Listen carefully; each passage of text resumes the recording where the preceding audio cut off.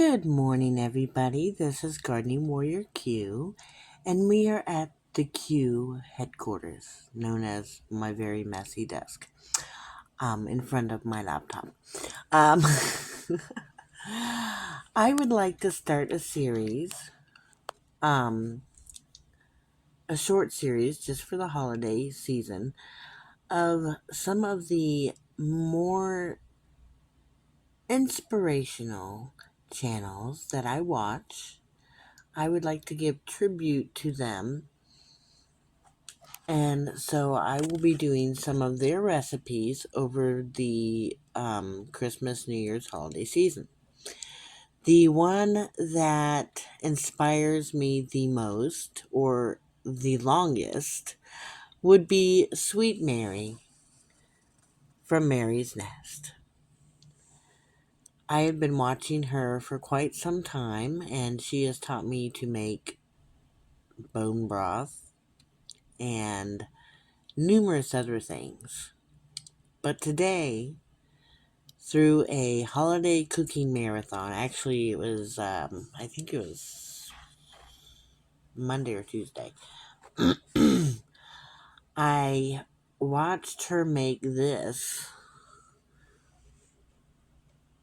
And what is that? That is Cornish game hens with a delicious raspberry sauce. Now, she has 4. I only made 2. I do have both the link to this video where you can find all the recipes she cooks in this video, and it is quite an extensive video. And that way you can follow along and see how she made her beautiful rock Cornish game hens with the delicious raspberry sauce. And after this clip here, I will begin showing you how I made my version of her Cornish game hen with the delicious raspberry sauce. So, let's get cooking. And go and give Miss Mary over at Sweet Mary's Nest some love and tell her gardener. Alright, so the first thing we had to do was first defrost the little Cornish hens. And Eli. Like the Christmas song. Anyways, and now Eli is going to stuff the paper towel into its butt. We're fisting and get it nice and dry. Wiggle, wiggle, wiggle. Okay, yes, it's got a little wiggly tail. She's patting dry the outside. Make sure you get under its little armpits there. I feel so disturbed.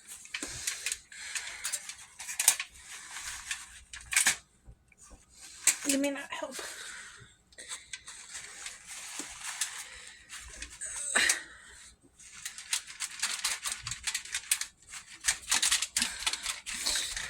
He's licking his chops like he's gonna get raw bird.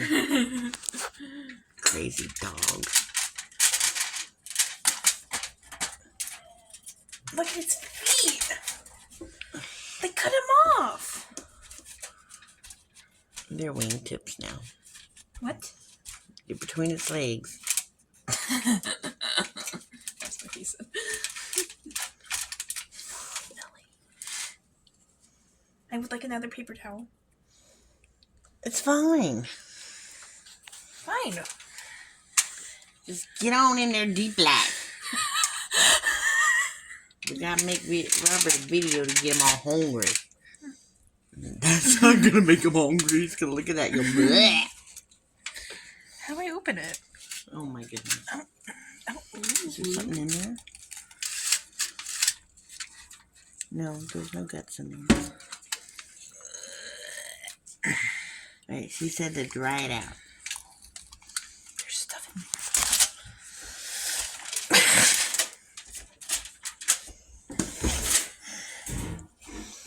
I gotta stand up for this job. Oh, I can hear the bones cracking. I'm so sorry. It's dead. Can you hand me another paper towel? Oh my goodness. Wait, just give me that. What does he want? He wants that chicken. Is he gonna eat the whole thing? Look at his chops in it earlier. Now he's thinking you must have dropped some down there for him. He's looking at the floor. Just don't get the paper towel stuck up in there. There's stuff inside. Oh, it's still a little frozen in there. It'll be aight. Now the other one. That's his neck. No wonder the hole's so small.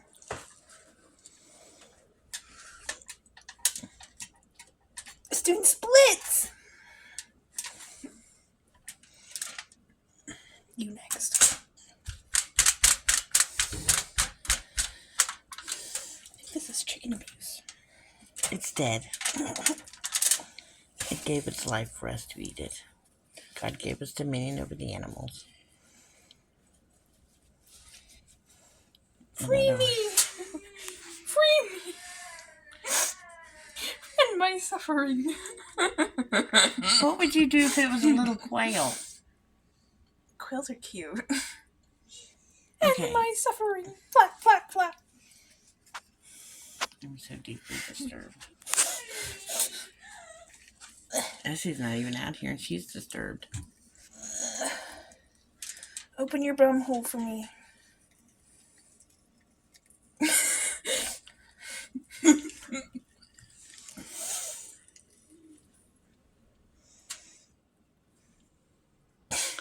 Into the unknown.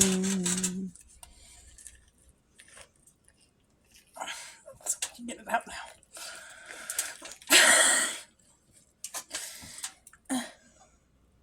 Okay, we're done.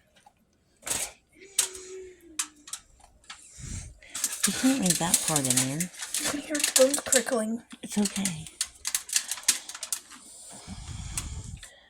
You want it breast side up. Or no, breast side down. Put it breast side down. Put it back in there the way it is. It's a photo shoot. What are you propping up the chicken? Dude, is it past your bedtime? Hello. Alright, put it in there. Look at Come my on. delicious lay. Alright, put the thing in there.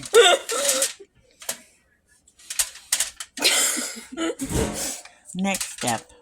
So, next the recipe calls for 1 tablespoon of salt, but we use salted butter.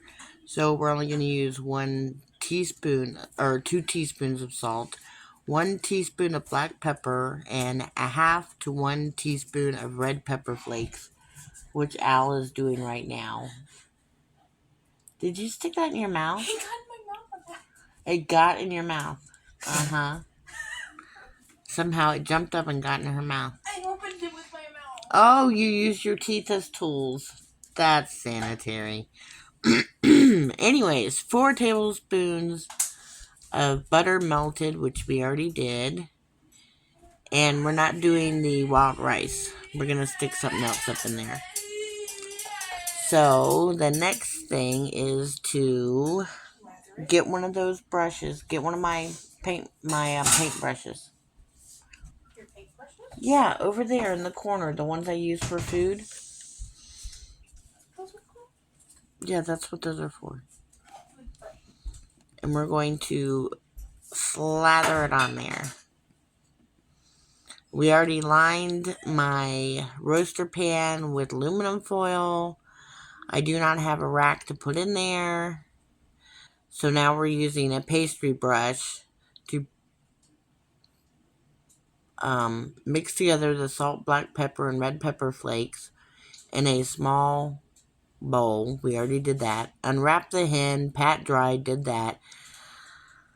One at a time, rub a small amount of the salt mixture into the cavity of each hen.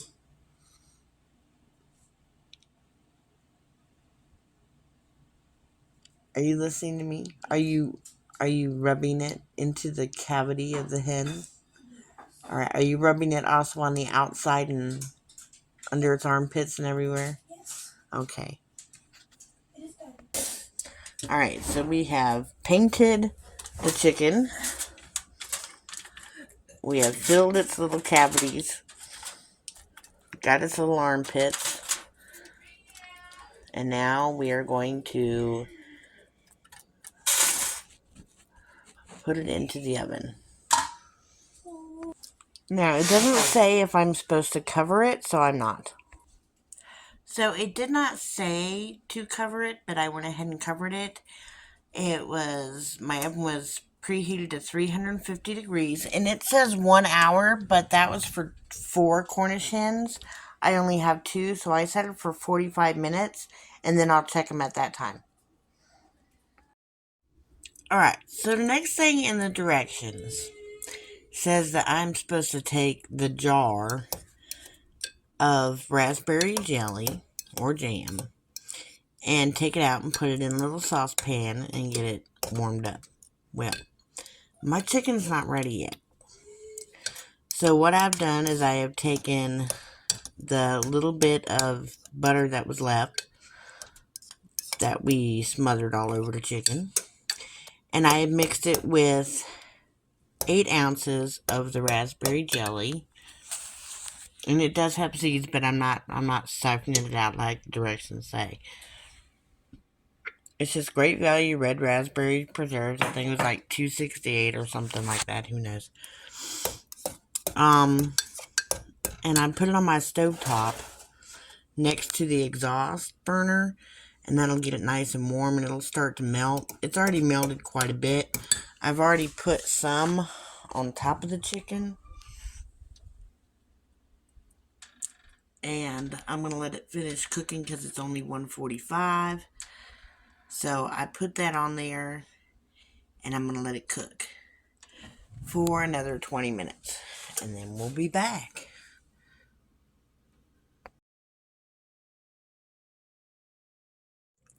Ooh, look at that. Now, the directions say to put it on broil after it's done cooking to make it do this. Bubble up and look all pretty like stained glass. But my broiler doesn't work quite well, so I just put it on preheat to 425. And as soon as it got done preheating and the little buzzer went off, I checked it. It is 165. So that's perfectly right. And oh, look how beautiful that is. That's absolutely gorgeous. And it smells so good. Oh, I can't wait to eat these birds tomorrow. Because that's when they're getting eaten. It's 1:45 in the morning on Saturday, December 24th. And I just wanted to get these birds done so I could get the rest of the stuff done a little later. And we can have some good eating. So, that looks so good. Now I'm going to let it cool before I stick it in the refrigerator, of course. So, and I only have 2 little Cornish hens because I have a bunch of other food going with it. So, y'all enjoy yourselves, and y'all have a Merry Christmas. Bye.